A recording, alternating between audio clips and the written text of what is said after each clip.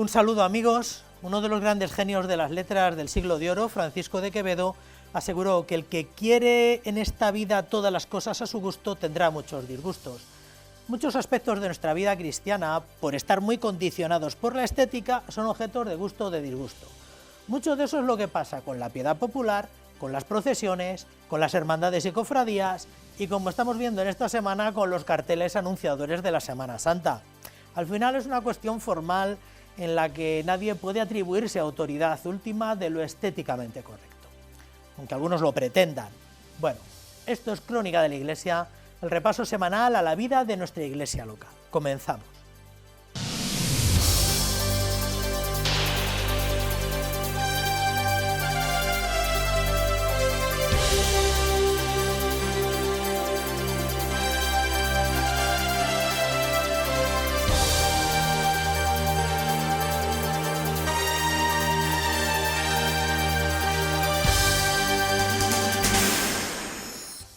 No queríamos comenzar sin dejar de recordar la solemne inauguración de los actos del 8º centenario de la Catedral Primada que tuvo lugar la semana pasada. Se trató de un acto singular y extraordinario en el que el nuncio apostólico en España, Monseñor Piero Piopo, en su primera intervención en la archidiócesis hizo público un mensaje del Papa León en el que manifestaba su deseo de que este año en curso, y especialmente el año jubilar, sea un tiempo de gratitud por lo que la Iglesia que peregrina en Toledo ha dado a la historia de España, a la de Europa y a la de Hispanoamérica.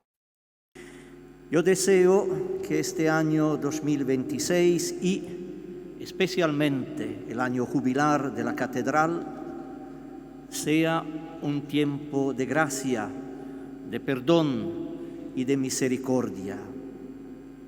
Un año de gratitud por lo que la Iglesia que peregrina en Toledo ha dado a la historia de España y a Europa y a Hispanoamérica. El nuncio de su santidad en España, Monseñor Piero Piopo, fue el encargado de leer este mensaje en el que el Papa León XIV da la bienvenida a este 8º centenario de la Catedral de Toledo. En el texto, el Santo Padre recordó que en 1226 el arzobispo Rodrigo Jiménez de Rada y el rey San Fernando III de Castilla colocaron la primera piedra del actual templo primado sobre la primitiva basílica visigótica de Santa María, destacando también la particularidad de la liturgia hispano-mozárabe. Quisiera destacar el valor de la liturgia hispano-mozárabe que cotidianamente se celebra en el templo primado. Como piedras vivas, habéis custodiado y defendido la fe y la comunión con la sede de Pedro durante siglos. Gracias por vuestro testimonio. A lo largo de 800 años, la Catedral de Toledo ha sido escenario de acontecimientos decisivos para la historia religiosa y cultural, que han quedado plasmados en su arte y arquitectura. Así lo destacó el deán del Templo Primado en sus palabras de bienvenida a todos los presentes. 8 siglos después, no celebramos únicamente una fecha ni un aniversario monumental. Celebramos la continuidad de una historia que ha acompañado durante siglos la vida espiritual, cultural y social de Toledo y que sigue hablándonos hoy en el presente. También el señor arzobispo de Toledo quiso destacar cómo este año que ahora mismo comienza tiene que ser vivido como una gracia para todos en torno a este edificio único en el mundo. Como catedral primada, es templo, ha sido y sigue siendo corazón y cabeza de la Iglesia en España, un lugar donde el que se ha irradiado fe, cultura y pensamiento en todo el territorio patrio. Una escuela de saber, de un ejercicio y un espacio de creación y un impulsor cultural que ha sabido dialogar con cada época sin perder su esencia.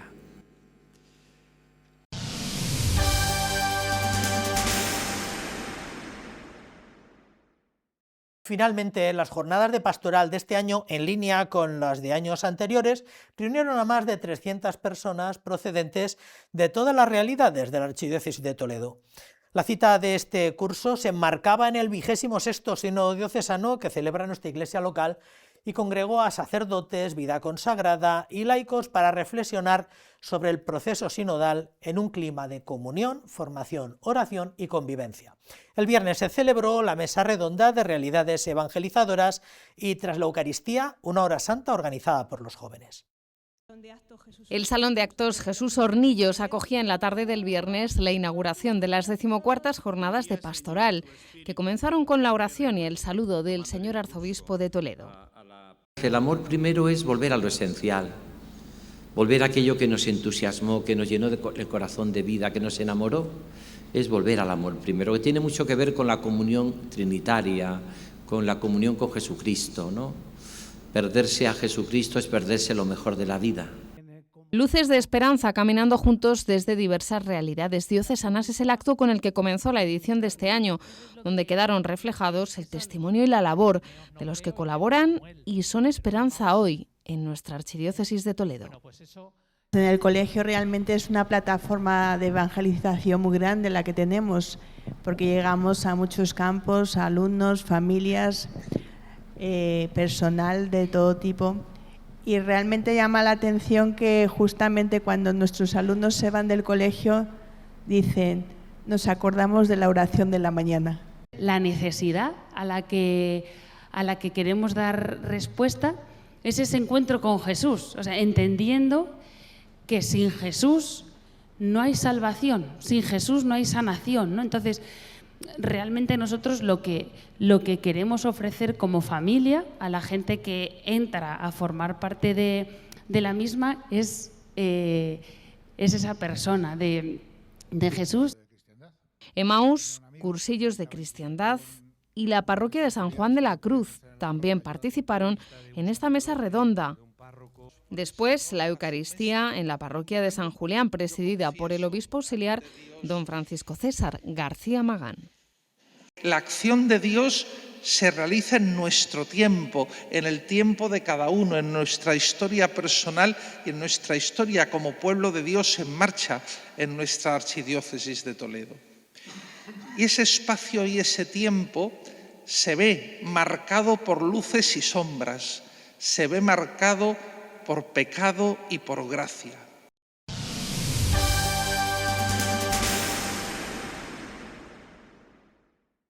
El pasado sábado fue el plato fuerte de las jornadas. Caminando con la Iglesia Universal fue el tema de la primera conferencia de estas 14ª Jornadas de Pastoral. Monseñor Luis Marín de San Martín, su secretario del Sínodo para los Obispos, fue el encargado de presentar el documento final que ofrece pistas para nuestro 26º Sínodo Diocesano. Monseñor Marín señaló que este proceso diocesano coincide con la fase de implementación del Sínodo Universal, al tiempo que destacó que la sinodalidad es un modo de ser Iglesia, la Iglesia de Jesús. Hemos preparado estas jornadas para mirar a la Iglesia Universal, para aprender de su camino y para hacerlo carne y vida en nuestra archidiócesis de Toledo. Y por eso es un verdadero regalo contar hoy con la presencia de don Luis Marín de San Martín, que nos ayudará a comprender mejor, a situarnos y a seguir avanzando con esperanza. Con este saludo del delegado episcopal para el Sínodo Diocesano comenzaba a primera hora de la mañana este sábado el segundo día de las jornadas de pastoral. A continuación, la primera ponencia sobre la presentación del documento final del Sínodo de los Obispos, a cargo de Monseñor Luis Marín de San Martín, el que fuese subsecretario de este proceso. No se convocan los sínodos para solucionar problemas, sino sobre todo para ser Iglesia, la única Iglesia de Cristo, que luego tiene consecuencias pastorales, consecuencias prácticas. El evento se inserta en el proceso. Comunión, participación y misión son las tres claves fundamentales de estos procesos, donde el eje siempre es Cristo. La clave de nuestra vida, se ha dicho de muchas maneras, es mirar a Cristo, es tener a Cristo como eje de nuestra vida. Y esto lo decimos, pero a veces no lo hacemos, no es una realidad. Y ayer les decía yo a los jóvenes que da la impresión de que lo que hacemos es recordar a un muerto. Muy importante, muy importante, pero muerto. Tras la intervención primera de Monseñor Luis Marín en las jornadas de pastoral, la parroquia de San Julián acogía la celebración de la Santa Misa, donde el señor arzobispo de Toledo explicó lo que significa volver al amor primero. No podemos volver al amor primero si no partimos de la realidad de que somos pecadores. Somos pecadores y la Iglesia siempre ora como pecadora y contempla a Cristo como pecadora y somos pecadores todos somos pecadores, a no ser que seas de los que te encanta subir al templo para contarle a Dios lo bueno que tú eres y lo malo que son todos los demás. Volviendo al amor primero, pasos para el camino de nuestra archidiócesis a la luz del documento final. Es el tema de la segunda ponencia de las jornadas de pastoral que en la tarde del sábado ofreció Monseñor Luis Marín. La parroquia como lugar privilegiado para el desarrollo del sínodo fue una de las conclusiones que ofreció durante el encuentro. Por eso hay que cuidar muchísimo a la parroquia, que exista comunidad parroquial. A veces en la parroquia no existe. Decía esta mañana, son simplemente una reunión de individualidades solitarias y desconocidas. Tiene que haber comunidad, existir comunidad. En mi parroquia, ¿cómo puedo potenciar la comunidad? Que haya comunión en la parroquia, esa comunión pluriforme, esa realidad pluriforme que integra a todos, unidos a Cristo.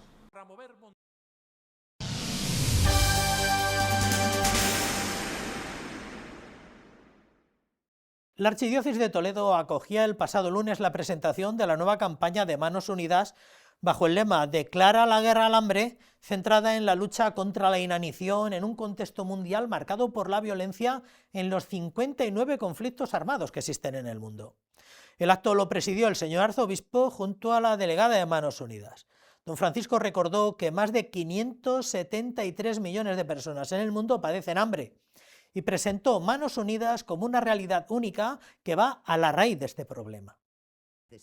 Manos Unidas vuelve a sus orígenes en su nueva campaña contra el hambre. Con el lema Declara la guerra al hambre, recordamos al grupo de mujeres de Acción Católica que hace más de 60 años se comprometieron a erradicar el hambre en el mundo. Así fueron los comienzos de esta organización no gubernamental y esa sigue siendo su misión a día de hoy. El hambre en la actualidad es una cruda realidad para casi 700 millones de personas, además de ser causa y consecuencia de muchos de los conflictos activos en el planeta. Tenemos en el mundo 59 conflictos armados. Esa violencia provoca y causa pobreza, hambre, exclusión y abandono de muchos hogares y países.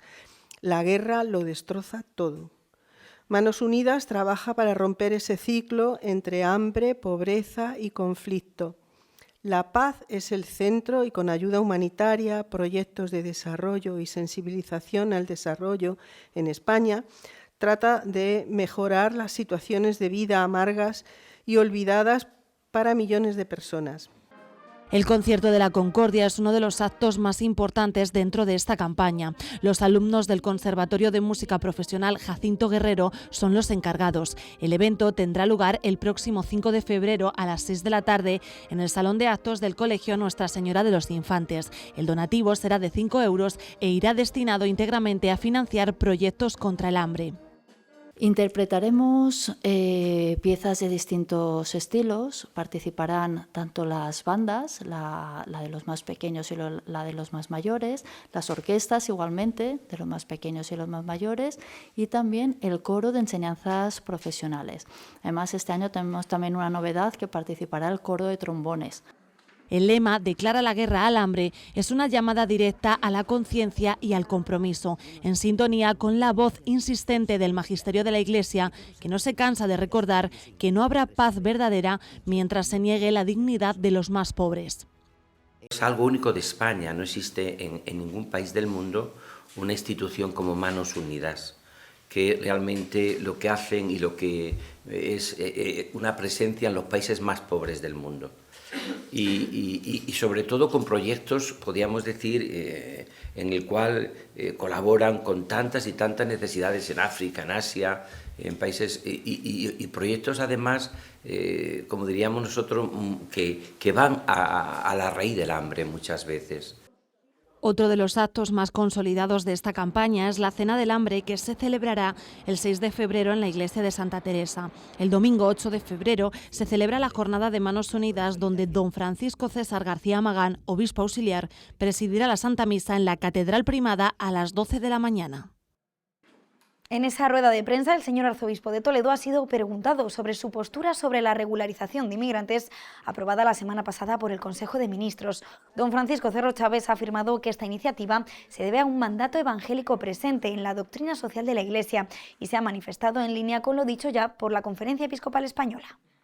La doctrina social de la Iglesia, basándose en el Evangelio, siempre habla como de tres palabras en estos temas: la acogida, los inmigrantes, como el derecho humano de respeto a la dignidad de la persona, de los que están ya aquí, que han venido, y por supuesto la acogida es fundamental. Segundo, la integración, por supuesto, esa integración que yo creo que en ese sentido a mí me parece que es necesaria. Y tercero, pues que esa integración se haga de un modo inteligente.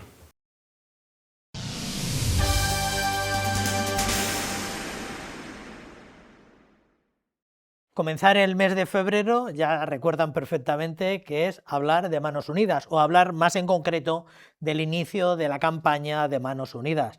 Todos los primeros viernes de febrero, desde hace más de 60 años, Manos Unidas celebra el Día del Ayuno Voluntario, que es la preparación más inmediata, la sensibilización más inmediata a la gran colecta del primer domingo de febrero. Y además, Manos Unidas aquí en la diócesis de Toledo, en colaboración con la delegación central, con las instalaciones centrales de Manos Unidas, con la sede central, todos los años nos brinda la posibilidad de ponerle rostro a esta preocupación que sentimos los cristianos por las necesidades de los hombres y mujeres en el mundo entero. Necesidades alimenticias y otro tipo de necesidades. Manos Unidas, los servicios centrales, han pensado que este año la que mejor podía ponerle rostro a esta sensibilidad y a esta preocupación no es otra que Gema Castillo Mínguez, a quien tenemos el gusto de tener con nosotros. Gema, buenas noches. Buenas noches. Muchas gracias por dedicarnos este ratito. A vosotros. En medio de todas las cosas que te tienen preparadas Manos Unidas de Toledo en este fin de semana. Gema, ¿natural de dónde? De Madrid. ¿Madrileña? Sí. Y perteneces al Instituto Mercedarias Misioneras de Berriz. ¿Desde hace cuánto tiempo? Ya muchos. Muchos años. Más de 40. ¿Cómo una chica de Madrid conoce a esta institución? Ahora hablamos de ella, del Instituto Misionero, que son como tan del País Vasco. Pues yo las conocí en la parroquia. O sea, normalmente estamos insertas en la comunidad parroquial, además del trabajo en colegios o hospitales. Y yo, siendo jovencita del grupo de confirmación, pues una de mis catequistas fue mercedaria misionera de Berriz. ¿En qué parroquia de Madrid? Sagrado Corazón de Jesús. Y allí estaban las misioneras. ¿Siguen estando las...? No, ya no estamos. Hemos cerrado esa comunidad hace unos años. ¿A qué edad más o menos sientes la intuición de que se te llama a una entrega tan especial como esta? Pues a los 18 y entré a los 19 en la congregación.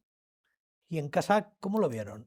Bueno, la verdad es que en mi casa la fe la he recibido en mi familia y realmente pues eso hace mucho para que me apoyasen, ¿no? Mi madre y mis hermanos. Y me han apoyado siempre, lo cual ha sido fácil y de mucho agradecer. Pero sí me acuerdo que cuando dije que me iba al convento, pues mi hermana me dijo, ¿pero tú estás loca? Pero cuando Jesús se empeña, pues... Sí. ¿Dónde estaba? ¿En Berriz? ¿Allí estaba la casa madre? ¿Dónde estaba la formación de vosotras del instituto? La casa de noviciado la teníamos en el barrio del Pilar, en Madrid. Ah, o sea que era... Así que a nada, media hora de mi casa. Eso te iba a decir. ¿Y cuándo haces votos? Pues a los 3 años, en el 88. Entré en el 85 y en el 88 hice los primeros votos. Y los definitivos, el compromiso definitivo en el 1996. En el 96. Sí. No estamos aquí muy familiarizados con las mercedarias misioneras de Berriz, con este apellido tan local. Sí que es verdad que aquí en la diócesis de Toledo ha habido varias ramas de mercedarias. Yo especialmente tengo un recuerdo muy muy reciente de las Mercedarias de la Caridad, que estuvieron en Illescas y en Ocaña. De las muchas ramas de las Mercedarias, ¿quiénes son las Mercedarias de Berriz? Pues todas las mercedarias venimos del tronco de la Merced, de San Pedro Nolasco, pero nosotras éramos primero un convento de clausura en Berriz, donde tenemos la casa madre, era un beaterio, y teníamos un colegio, un internado, entonces para podernos mantener las hermanas. Y poquito a poco fue entrando el espíritu misionero en el colegio y de las alumnas pasó al convento. Y una de las hermanas pues fue muy sensible a esto, que fue nuestra fundadora, la Madre Margarita, y pedimos la autorización para salir a misiones y para convertirnos en instituto misionero, y pasamos de ser convento de clausura a instituto misionero. Década de los 30 del siglo pasado. En 1930. 1930. Que era como una especie de refundación, evolución de un beaterio que llevaba funcionando allí en Berriz desde el siglo XVII o por ahí. Sí. Pero no es refundación, porque lo bonito que de nuestro, yo digo que es el primer milagro de Margarita María, en aquella época había 94 hermanas y se hizo una votación secreta para ver, porque claro, habían entrado para ser monjas de clausura y de repente plantearles el ser misioneras, y las 94 dijeron que sí, que estaban de acuerdo. Yo creo que ahora no sé si estaríamos tan de acuerdo todas. Sí, bueno, era crear algo totalmente distinto, ¿no? Sí. Una cosa era la vida de clausura y atención, un colegio infantil que sería poco más o menos que comarcal, ¿no? O local, y otra cosa es... ¿Y dónde fue vuestra primera atención misionera, de las misioneras mercedarias, cuál fue? Pues fue China, Japón y Micronesia, porque eran los países donde no se conocía, y aún hoy se conoce poco a Jesús. Entonces era como el celo apostólico de Margarita María, ir allí, y fíjate tú, pues desde Berriz, un pueblecito de Vizcaya, hasta China. Una locura, pero así fue. Vuestra fundadora, lo pueden encontrar con facilidad en la página web, es Margarita María, la hermana Margarita María. Sí, López de Maturana. López de Maturana, es verdad. ¿Qué puedes decir de ella, así para presentar un poco su perfil personal? Una chica que nació allí, ¿no? Nació en Bilbao. Una chica vizcaína. Sí, nació en Bilbao, fue al colegio del convento de Berriz, y entonces allí sintió la llamada de Jesús y entró como para ser religiosa de clausura. Pero fue profesora en el colegio y fue ella la que a través del alumnado pues transmitió el espíritu misionero a las hermanas. Y fue, pues no sé, es una mujer pues audaz, valiente, súper centrada en Jesús, que era la que le movía pues para hacer esto, que era increíble en aquella época, ¿no? ¿Y ella ha vivido hasta...? En el 1933. Falleció muy joven. Poco después, además. El día anterior de cumplir 50 años. Y muy poquito después de haber fundado el Instituto Misionero, ¿no? O sea que, porque vosotros sois de comienzo de los 30 y si ella murió en el 33, murió poquito después. ¿Hoy estáis presentes en cuántos sitios? Pues estamos en los 5 continentes, somos muy poquitas. En todo el mundo somos 220, creo. Estamos en América, en Perú y Ecuador, y en México. En África estamos en el Congo y en Zambia.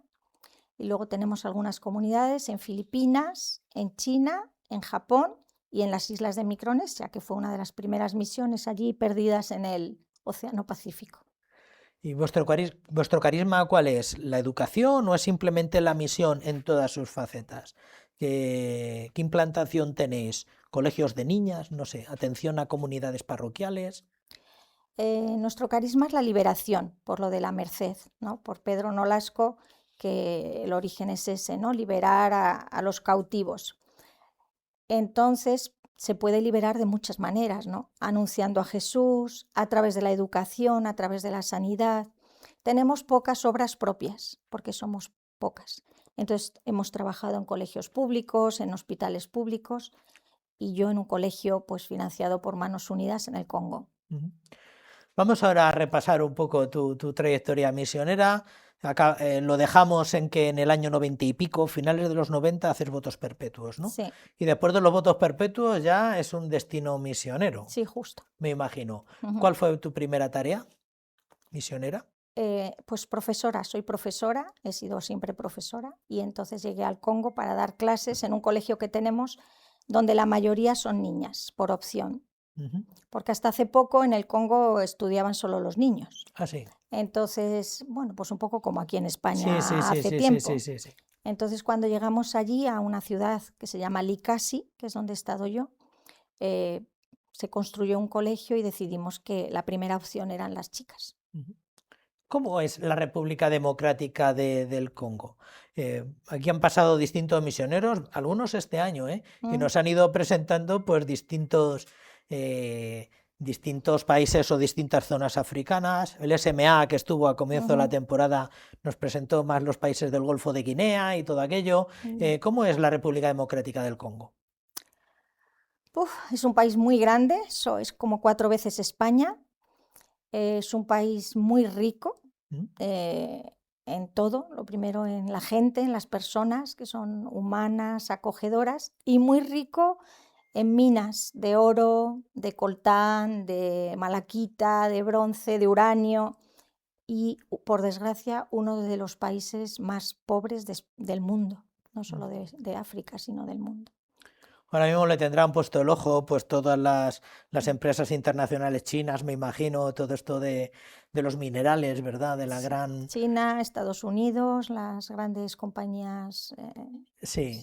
Sí, todos los que necesitan tierras raras, que llaman ahora, o minerales de estos escasos, y Centroáfrica ahora mismo se convierte en un país pobre, por tanto, dices. Sí, un país empobrecido. Porque cuando tú llegaste encima, a finales de los 90, me parece recordar... En el 97, justo acababa de fallecer Mobutu y lo había sustituido Kabila. Que bueno, parecía que iba a ser democrático, pero fue también medio dictadura. Entonces, una situación política complicada, porque era un cambio después de 30 y tantos años y en el país, y complejo, sí. Sí, incluso muy convulso en lo político. O sea, toda aquella época de Mobutu Kabila pues fue derrocar un régimen para fundar otro que acabó convirtiéndose, lo que dices tú, casi en un régimen. Vosotras estabais en un núcleo urbano. Sí. De lo que se puede llamar urbano allí. Sí. En un colegio de niñas. ¿Cómo era? ¿Cómo recuerdas tú aquel colegio? Estuviste una década allí, en el colegio, formando niñas. Porque lo primero, el idioma es el francés. La lengua oficial de todo el país, al ser tan grande, es el francés. Pero luego se hablan 254 lenguas. Entonces, en la zona que estamos nosotras se habla el suajili. ¿Suajili? Suajili, sí. Que es probablemente de las lenguas autóctonas la más famosa de Centroáfrica. Sí, yo creo que casi todo el mundo ha oído hablar de suajili. Es muy bonita lengua, muy difícil, no tiene nada que ver con el español, pero claro, hay que aprenderla si quieres estar en contacto con la gente, y sobre todo con la gente que no ha estudiado, no sabe francés, o con los niños de la calle, los niños abandonados, no saben francés, tienes que saber suajili para poder estar cerca de la gente. Hay gramáticas suajilis escritas por misioneros, ¿verdad? Sí, por misioneros blancos. Yo creo que los padres blancos fueron los primeros que dijeron hay que hacer una gramática suajili porque si no aquí no eres nadie. Sí, es verdad, sí. Si no sabes suajili. Estabas en un colegio, niñas, idioma francés, me imagino. Sí. ¿Y aquí os dedicabais un poco a todo? ¿A formación integral? ¿Cómo era aquello? Sí, nuestro colegio, bueno, es de primaria y secundaria es como antes aquí, que se podía terminar y ser profesora, sin hacer sin pasar por la universidad. Entonces se llama sección pedagógica. Entonces yo estaba sobre todo en la sección pedagógica. Me encanta la educación y sobre todo me alegraba mucho poder formar a los futuros profesores del Congo, porque la educación es el futuro de un país. Qué bien. Un colegio, me imagino, muy limitado en sus posibilidades. ¿Cómo era aquello? ¿Tenéis recursos? ¿Cómo eran las instalaciones? No, tenemos un colegio que yo digo que es un hotel de 3 estrellas en comparación con los colegios de allá, ¿no? Allí hay mucha pobreza, los colegios sobre todo de enseñanza primaria no tienen bancos, no tienen mesas, no tienen sillas, y los nuestros sí. Gracias a Manos Unidas tenemos unas estructuras muy buenas, tenemos mesas y sillas y bien, la verdad que... Todo entre comillas, porque no es lo mismo que un colegio de aquí, pero muy bien. Sí. A veces por las fotos que mandan de hemos conseguido esta zona de aseos o estas aulas. Y ves un poco lo rudimentario pero lo útil que le resulta todo esto. Sí. ¿Cuándo oyes hablar de Manos Unidas? ¿O cuándo allí en el... tú habías oído hablar de Manos Unidas de aquí en España, me imagino. Sí, claro. Pero allí en el cole, allí en República Democrática del Congo, ¿cuándo empezáis a contactar con Manos Unidas para la financiación de proyectos? Pues mucho antes de que yo llegara. O sea, cuando yo llegué ya había varios proyectos en marcha, sobre todo el dispensario y una maternidad en otra ciudad que se llama Kipushi. Y una labor fundamental porque pues allí niños hay muchos, el mundo no se va a acabar y en África menos. Y la maternidad es muy importante, poder dar a las mujeres una asistencia de sanidad buena, ¿no? Y cuando yo llegué eso estaba ya financiado y luego poquito a poco nos fueron financiando para el colegio. Vosotros sois lo que llaman Manos Unidas, socios locales, Ujú. es decir, la gente que sobre el terreno Ujú. garantiza que todo se cumple tal y como estaba presupuestado o tal y como estaba solicitado, Ujú. que me imagino que tiene su trámite todo eso, o sea... Pues tiene mucho trabajo, pero Eso es me da bien. buenísimo porque también da seriedad a la organización, o sea, realmente el dinero que se envía llega y se verifica cómo ha sido empleado, ¿no? Yo creo que eso también le da confianza a la gente, de saber que el dinero que inviertes va a llegar donde tiene que llegar. Y también ellos van, visitan el proyecto, hemos tenido visitas de gente de las personas de Manos Unidas, sí. El año pasado yo no he estado, pero han estado visitando sobre el terreno en Likasi. De temporadas anteriores hemos tenido por aquí a la responsable de proyectos de Centroáfrica, que efectivamente nos decía que hacía muchos viajes sobre el terreno. Sí. Iba por allí, aunque no siempre se visitaba todo, pero sí que un poco se contactaba con los socios locales y se quería saber. Y de otros que han venido antes que tú sabemos pues que tiene un papeleo que a veces no es fácil, ¿no? En medio de tantas necesidades tener que dedicarse a todo eso, pero bueno, que le daba rigor, le daba seriedad y conseguía bastante transparencia, que es algo de lo que presume Manos Unidas. Sí, es verdad. Vosotras habéis hecho muchos proyectos allí a través de Manos Unidas, ¿verdad? No solo a través de ellas, pero también a través de ellas. Sobre todo esto, porque es lo que tenemos, la educación en el colegio y el dispensario maternidad, es donde más nos han aportado. El lema de este año es, que es un lema muy tradicional de Manos Unidas, es el de declararle la guerra al hambre, que es casi como el lema fundacional. ¿Cómo era la alimentación? ¿Cómo recuerdas ahí en República Democrática del Congo la alimentación? ¿Cómo está la alimentación en el mundo? Pues es una pena, pero muy precaria, o sea, es muy impresionante. A mí me ha impactado mucho en el Congo los niños y niñas malnutridos. O sea, realmente en eso también hemos colaborado en llevar a cabo pues, programas de formación de las mujeres, de las mamás, para que mejoren su alimentación, porque sí, es una pena, pero no sé, yo digo que es una vergüenza que en el siglo XXI haya niños y niñas que pasen hambre, cuando tenemos recursos para todos. ¿Vosotros en el colegio tenéis comedor? No, no tenemos comedor. Sería imposible. En el colegio tenemos como 1.500 alumnas. 1.500 alumnos. Sí, Imposible. No, sería imposible. Somos 6 hermanas en esa ciudad nada más. Y luego el colegio no estamos solo nosotras. O sea, hay como 25 profesores laicos que trabajan y que necesitan un salario para medio vivir. Claro. Entonces no nos podemos hacer cargo de 1.500 personas para comer. Entonces, sería ideal porque para que un niño pueda estudiar tiene que estar bien alimentado. Ya, sí. Pero Y no es el caso. No, es que es un colegio mucho más grande de lo que yo pensaba, 1.500 alumnos, Sí. solo con cubrir el plantel de profesores ya y con cubrir las instalaciones, ¿no? Irlas renovando poco a poco, irlas mejorando. Sí. Dispensario tampoco, que es algo de lo que nos hablan también aquí. En el cole dispensario no, tenéis otro dispensario, pero en otra ciudad. En otra ciudad, más vinculado a la maternidad, por lo que decías. Son 2 edificios juntos. La maternidad también la atendíais básicamente vosotras. Sí, en Kipushi estábamos también 6 hermanas y ellas se dedicaban más al aspecto sanitario. Yo soy profesora y he estado más en el colegio y también he trabajado mucho con los niños de la calle. Ah, sí. Hay muchos niños abandonados en el Congo, pues por diferentes realidades, bueno, por la pobreza, el hambre, por el SIDA, hay muchos huérfanos. Entonces hay varias casas de acogida llevadas por las mamás de allá, pero que tienen pocos recursos. Entonces hemos intervenido un poco preparando una papilla rica con muchas proteínas y y se ha mejorado muchísimo la vida de los niños. Todo aquello, niños que acaban en la delincuencia, claro, algunos, bueno, los que sobrevivan, ¿no?, de la extrema vida de la calle, pues... Bueno, esperemos que no. Yo digo que los milagros en África existen. Cuando yo llegué en la casa hogar que está cerquita de Likasi había 50 niños, pues en una situación muy precaria. Y a mí me entró una angustia, dije, yo me voy a morir aquí, pero solo de la angustia de ver que se van a ir muriendo poco a poco. Pues en los 9 años que yo estuve allí, de esos 50, solo fallecieron 2.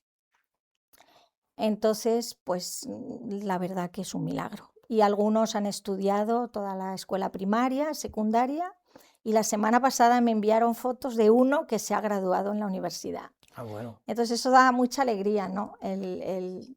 Pues que todo lo que se invierte en amor, en progreso, en desarrollo, da sus frutos. Bueno, y el cumplimiento de vuestra tarea, que es liberar, ¿no? Que la liberación hoy es sacar a la gente de las garras de la pobreza o del destino inevitable que es vivir en la calle, ¿no? Y bueno, pues uno se siente un poco con esa especie de satisfacción interna de, bueno, estamos en ello, ¿no? Después has estado también en México, pero aquello ha sido distinto, ¿verdad? Sí, es distinta realidad. Y has estado también en tareas docentes siempre. Sí, 6 años en un colegio y también colaborando en varias casas de acogida, que no llevamos nosotras, que llevan otras congregaciones, pero apoyando entre todas. Pero es una temperatura distinta, Bueno. me refiero a temperatura pastoral, Sí, y temperatura sí. asistencial. Climatológica ya bien lo sabemos, pero también es otra... Sí, es otra realidad. Es otra realidad, también con algunas dificultades, pero no tan primarias como las de Centroáfrica, como las de República Democrática del Congo. Vale, ¿y ahora dónde pasas la vida? ¿Estás aquí en España, pasando un tiempo? Pues llevo unos años aquí en Madrid, vivo en la misma casa que era de noviciado, en el barrio del Pilar, y estamos solo 4 hermanas, una de Costa Rica, una de China, otra de Madrid y yo. Y como la casa es grande, pues hace unos años que hemos abierto la comunidad a la hospitalidad. Qué bien. Y entonces vive con nosotras una mujer de Costa de Marfil con su hija de 4 años. Así que antes fui a África y ahora África ha venido a casa. No, está muy bien, además me parece muy útil para todas aquellas casas que estaban pensadas para muchas, ¿no? Pues tenerlas abiertas como lugar de acogida y también para prestar una liberación de muchas dificultades a las que se pueden someter mujeres que vienen aquí a España. ¿Por qué le dirías tú a la gente que vale la pena el desempeño misionero? O sea, ¿por qué? ¿Cómo dirías tú? Pues verdaderamente todo esto a lo que me dedico yo vale la pena. Así en 2 minutos. Pues no sé, vale la pena, lo primero, por todo lo que se recibe. O sea, yo suelo comentar, hoy he pasado por varios colegios y ayer también, que crees que eres misionera y vas a llevar a Dios, a Jesús, y yo me lo he encontrado allí y lo he recibido a través de las personas y especialmente a través de los niños abandonados. Luego también merece la pena porque te cambia la cabeza, te cambia los valores. O sea, llegas a España y tratas de otra manera el agua, no la malgastas porque ves lo que cuesta ir a por agua, la luz. Aquí abrimos para ducharnos y el agua acá y allí es todo un logro encontrar agua, encontrar luz. Entonces como que yo me ha servido para valorar mucho más todo lo que tengo y que a veces he dado por supuesto, ¿no? Una familia, unos estudios, una formación. Sí. Soy una privilegiada, o sea, yo creía que eso lo tenía todo el mundo y no, cuando llegas al Congo ves que no. Damos por hecho que las cosas vienen de serie, ¿no? Así que son es. así, que uno tiene, pues está climatizado todo en invierno, hay agua caliente, hay luz, ropa limpia, en fin, que las cosas son así hasta que uno se ve en una de esas. Y finalmente, en este contexto de la campaña contra el hambre de Manos Unidas, los servicios centrales, en ese largo catálogo de misioneros que van adjudicando a las diferentes diócesis, les pareció bien que vinieras a Toledo y que nos acompañaras en estos días. ¿Por qué vale la pena seguir confiando en Manos Unidas, seguir preocupados e identificados con las necesidades más inmediatas como el hambre en el mundo? ¿Por qué vale la pena? Pues yo, para simplificar, diría que somos felices haciendo felices a los demás. Entonces, a través de Manos Unidas tenemos la ocasión de ser felices haciendo felices a los demás. Tú has visto siempre rigor, ¿verdad?, en Manos Unidas y bueno, de lo que ellos presumen, que el dinero llega a destino. el dinero llega a destino y luego también es muy bonito, yo creo que es importante decirlo, la cantidad de voluntarios y voluntarias que hay en Manos Unidas, ¿no? Porque solo hay un mínimo grupo que es contratado, lo demás es gente generosa y buena que da su vida, su tiempo y su esfuerzo por los demás. Muy bien, pues nada más, Gema, renovamos un poco nuestro compromiso con Manos Unidas, lo que tú dices, bueno, pues hay mucho voluntariado detrás, hay mucho empeño también eclesial, disponen de una colecta anual, que es un pequeño privilegio, nunca suficiente para solucionar tantos problemas como tú nos recuerdas. Invitamos a la gente a que conozcan un poco a las mercedarias misioneras de Berriz. Gracias. No estamos familiarizados con ellas, pero nunca es tarde para saber quiénes sois y qué es lo que hacéis, ¿no?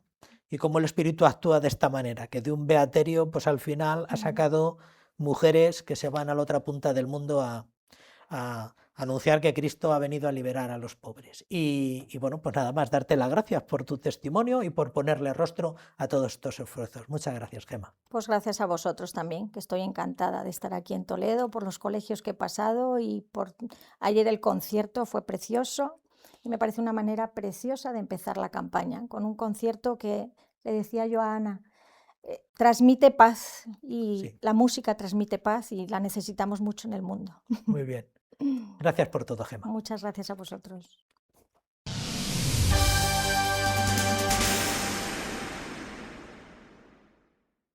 El pasado lunes 2 de febrero, que es la jornada de la vida consagrada, veía don Francisco en Talavera, motivo por el que presidió esta celebración en la Basílica del Prado.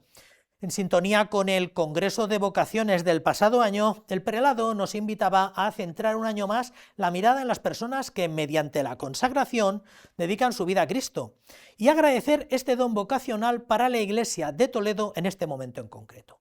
Don Francisco ya había celebrado vespertinamente esta jornada, esta vez en las Concepcionistas de Toledo, que, como recuerdan, están de año jubilar. En Talavera de la Reina, este lunes, el señor arzobispo de Toledo ha presidido la Jornada Mundial de la Vida Consagrada. La Basílica de Nuestra Señora del Prado acogía la Santa Misa, donde el prelado toledano explicó que el encuentro es una de las claves y características que hoy definen la vida consagrada. Uno piensa, por ejemplo, en todas las realidades que estamos celebrando hoy, la Iglesia, de tanta vida, y es verdad que a veces podemos caer en un pesimismo.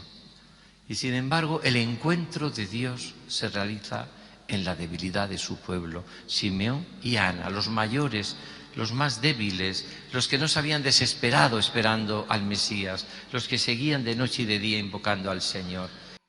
Encuentro, palabra que es luz y santidad.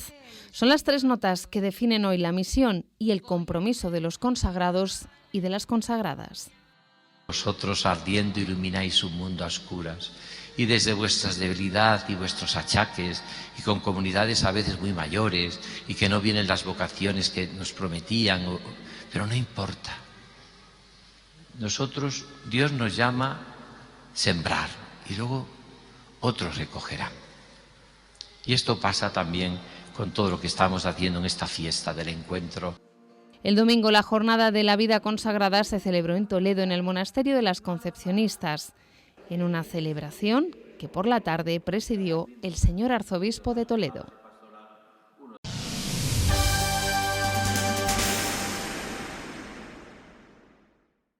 En la Semana Santa de Toledo ya tiene imagen para este año.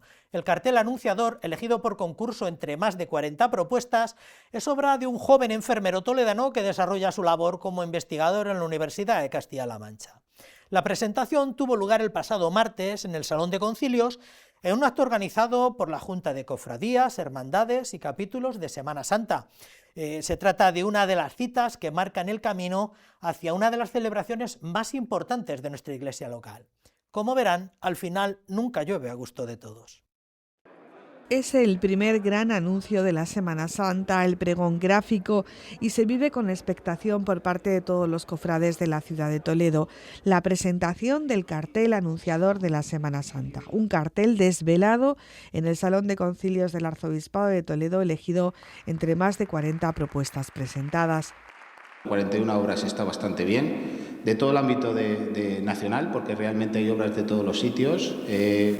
Agradecemos también a la Universidad de Castilla-La Mancha precisamente su colaboración en este sentido, porque la colaboración del cartel es fundamental. Les puedo asegurar, y teníamos una mención especial para aquel concursante de la Universidad de Castilla-La Mancha que hubiera tenido mayor puntuación dentro del jurado, y les puedo decir que el ganador es un miembro de la Universidad de Castilla-La Mancha. El Cristo de la Agonía, que sale a las calles el Jueves Santo, es la imagen central de este cartel, elaborado por Diego Mora, enfermero e investigador de la Universidad de Castilla-La Mancha. Una imagen poderosa, con autoridad, que en palabras del provicario general, don Raúl Muelas, nos pregona, nos cuestiona a nosotros mismos. En el centro, Cristo. Y un Cristo muy toledano que creo que se asoma el Jueves Santo a nuestras calles. El Cristo de la Agonía. Cristo en el centro. El mundo cofrade es la iglesia en la calle, no es algo distinto a la iglesia. Ellos son iglesia, y además iglesia que vive y que vibra de una manera especial y que es capaz de transmitirlo también de una manera especial. Es este un cartel que nos calienta el corazón y refleja la comunión entre Toledo y la fe, una fe que en Toledo se puede casi tocar con la mano en la estrechez de sus calles, la fe de Toledo.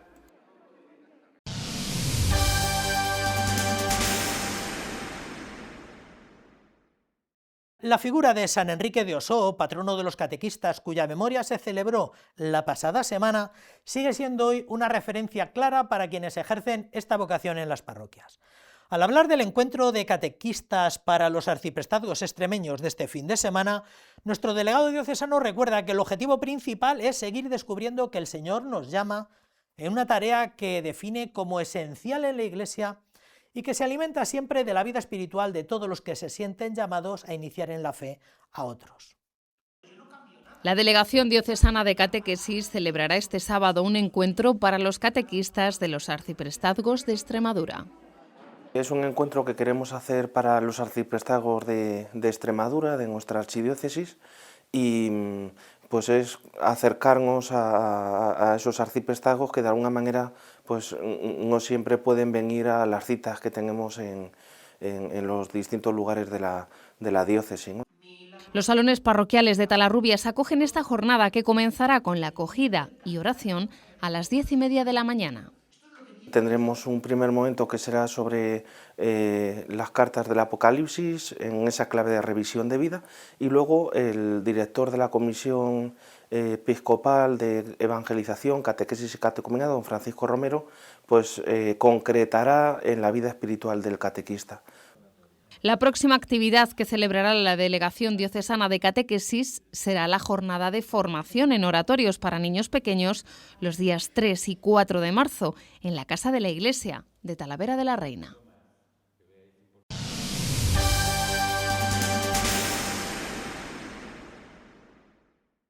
Ha llegado a su fin, pero la experiencia ha dejado los mejores frutos. Misión País Navalcán cumple su tercer año y en esta semana de despedida hemos compartido una jornada con ellos, rezando, trabajando, acompañando a los mayores, escuchando a los jóvenes de la localidad y siendo una bocanada de aire fresco para la evangelización de esta localidad. Los universitarios han realizado distintas labores de voluntariado, aunque un aspecto importante ha sido la visita a los hogares donde han transmitido el mensaje de alegría que nos regala el Señor en el Evangelio. Ya les conocen y les esperan. Se ha notado mucho el avance de cómo el pueblo ya tiene ganas de que lleguemos, nos acogen con los brazos abiertos, la iglesia se va llenando muchísimo más. Todos nos agradecen que vengamos aquí porque sienten como que estamos dando un buen ejemplo a los jóvenes, que nosotros no somos ejemplo de nada, pero como que ven que la fe también se puede vivir de una forma divertida y no solo el rezar un rosario y estar en silencio, sino que también es felicidad y alegría. Los mayores... Recibía muy bien y lo saben ellos, porque ver el chozo, ver el melonero, ¿eh? Pero que da gusto. Cuando han vuelto a venir es porque saben que son bien recibidos. Lo saben ellos. Pero que da gusto con gente joven así. Me da gusto porque es que hay muy poco de esto, hija. Ojalá fueran todos así. y los jóvenes que han descubierto otra forma de estar y de sentirse parroquia. Pues sí que siempre hemos vivido aquí como en un pueblo pequeño, de misa con las señoras mayores y poco más, misa, rosario y procesión. Y ahora pues estamos viendo que hay otras maneras también de vivir y de divertirnos con ello. Y pues nada, estamos como locos esperando que vengan y a misa diaria. Son los jóvenes de Misión País que están disfrutando del último año de misión en Navalcán y lo están haciendo como lo han venido haciendo los 2 años anteriores, orando, trabajando, estando con los mayores en la residencia. Hemos venido de misión, estamos visitando zonas del pueblo, ahora nos tocó visitar la residencia y estamos aquí hablando con los mayores, nos están contando su experiencia y...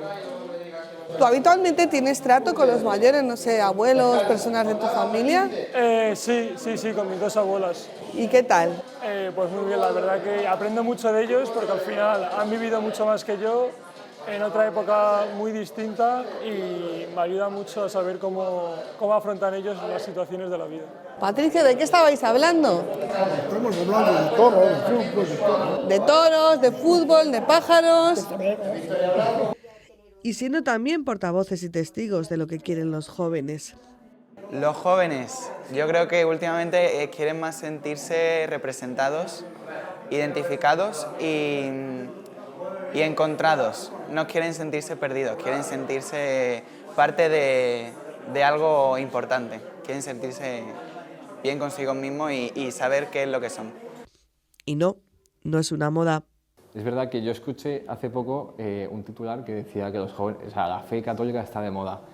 Y digo, bueno, no sé si está de moda o no. Yo creo que pues tienes ganas de compartir o sea, bueno, yo creo que nacen esas ganas de compartirlo, ¿no? Y esto también lo ves en los jóvenes de aquí, que, vamos, todos los niños, o ya no solamente los niños, ¿no? Sino toda la gente del pueblo, pues que también, no sé si te sientes identificado, ¿no? Pero todos queremos compartir algo que llevamos por dentro y que nos gusta, que es como algo que queremos dar y queremos también recibir. Ni son raros. Somos gente normal, lo que pasa que con mucha sed de verdad y de Cristo y también de regalarlo a los demás. Entonces, mientras uno se va a tomar una cerveza, a lo mejor tú lo puedes sumar al ir a misa antes y ya está, y súper completo y súper divertido. Además habéis disfrutado de las fiestas de este pueblo. Mogollón. Sí, ¿no? Son un poco fiesteros en este pueblo. Mucho. Y se agradece que somos jóvenes al final. Así es Misión País, una iniciativa misionera dentro del movimiento apostólico Schoenstatt, nacido en Alemania y que tiene como protagonistas a jóvenes universitarios católicos. Cerca de 40 jóvenes dedican una semana a estar en diferentes pueblos de España, misión que repiten durante 3 años. Para el párroco de la localidad es también todo un estímulo para seguir haciendo misión. Es verdad que también a nivel personal pues sirve para retomar ese amor primero, ¿no? Este año que el arzobispo tanto nos habla de volver a ese amor primero, pues es una ocasión también para mí, personalmente como sacerdote, de volver a ese amor, a ese ardor, a ese deseo de llevar almas al Señor. Y así les dejamos disfrutando de una buena comida elaborada por ellos en el albergue, instalaciones cedidas por el Ayuntamiento del pueblo, que también ha colaborado para que estos 3 años de Misión País dejen los frutos que todos ya conocen y que se extiendan por otras localidades de la Archidiócesis de Toledo, donde está también ya en marcha.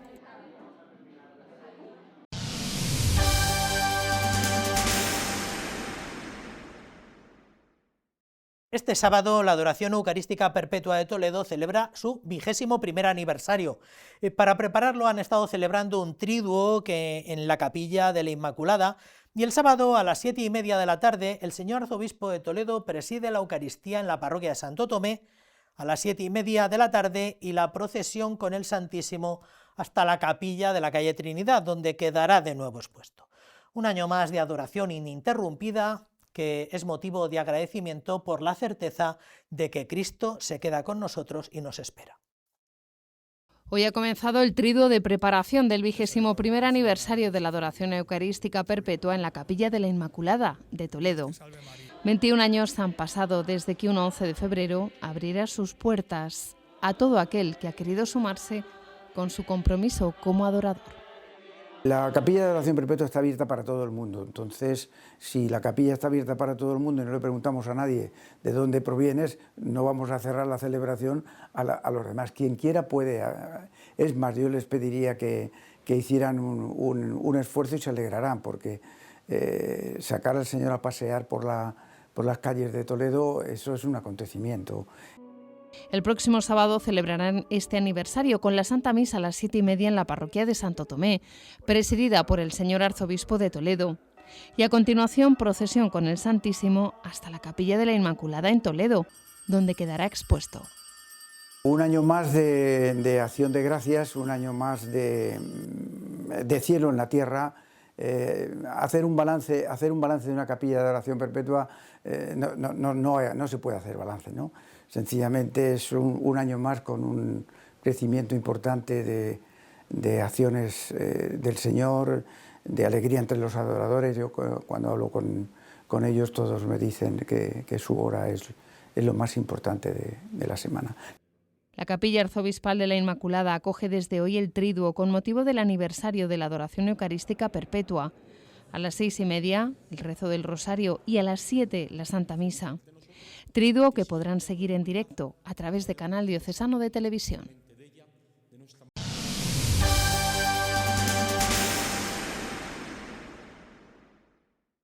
El Salón de Grados del Estudio Teológico San Ildefonso acogió la semana pasada la presentación del primer volumen de la obra Una introducción católica a la Biblia, una introducción exhaustiva y actualizada al Antiguo Testamento, al tiempo que accesible para los no expertos, que puede servir en un momento dado como manual ideal para cursos de estudios bíblicos.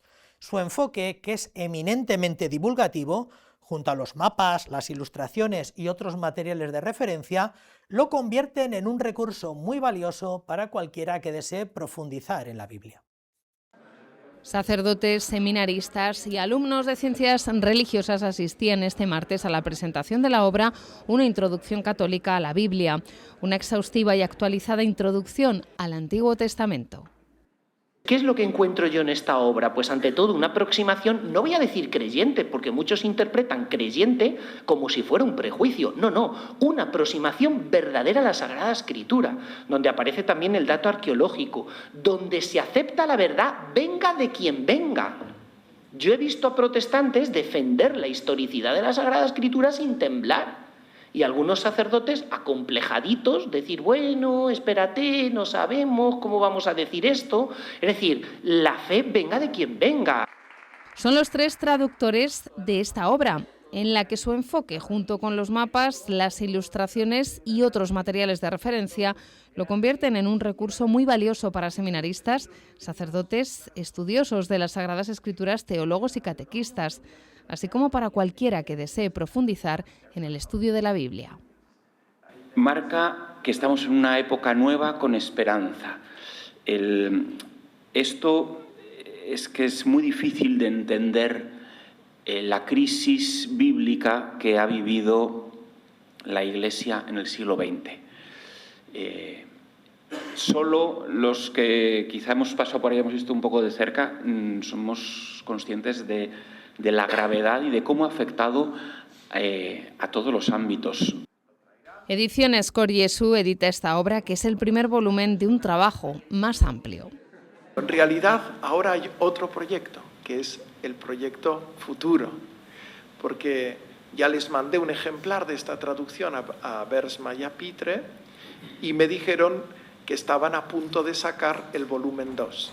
Y yo dije, pues esto hay que traducirlo, claro que sí. Entonces, estaré feliz que lo traduzcáis. O sea que el siguiente proyecto pues es traducir cuanto salga pues el volumen 2 dedicado al Nuevo Testamento. La obra Una introducción católica a la Biblia y el Antiguo Testamento pueden encontrarla en la librería Pastoral Diocesana.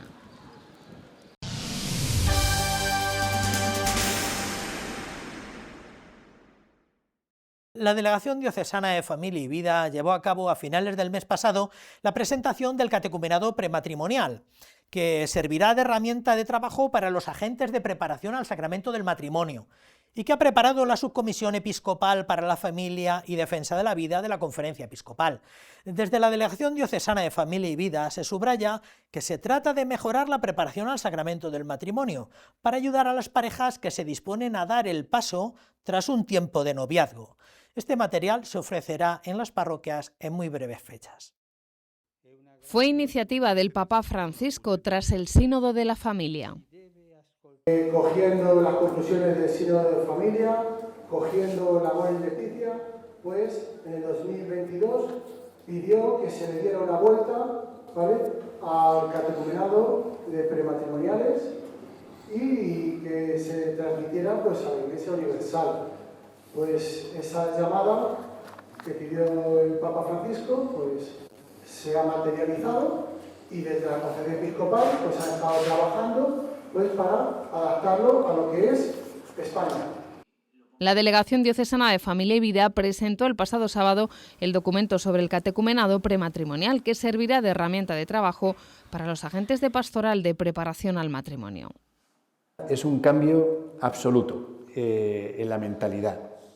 Es cierto, ¿no?, que la aplicación deberá ser gradual, pero creo que está muy bien que tengamos en la cabeza qué es lo que quiere la Iglesia para ir caminando hacia eso.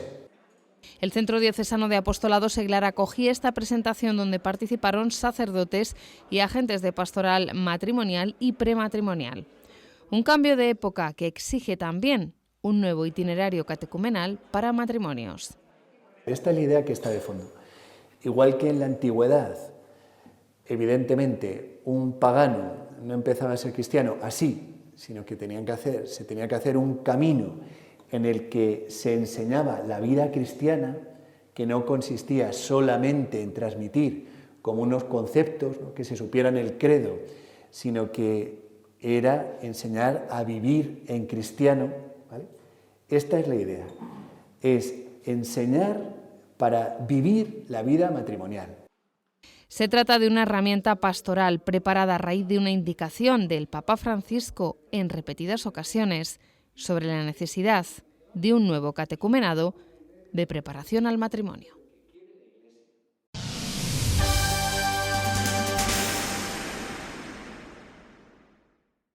Muy bien, pues hasta aquí esta crónica de esta última semana. Como siempre les emplazamos a una nueva entrega de Crónica de la Iglesia ya para el próximo fin de semana y les esperamos como siempre aquí en el mismo sitio y a la misma hora. Hasta dentro de 7 días, que tengan una buena semana y que sean felices.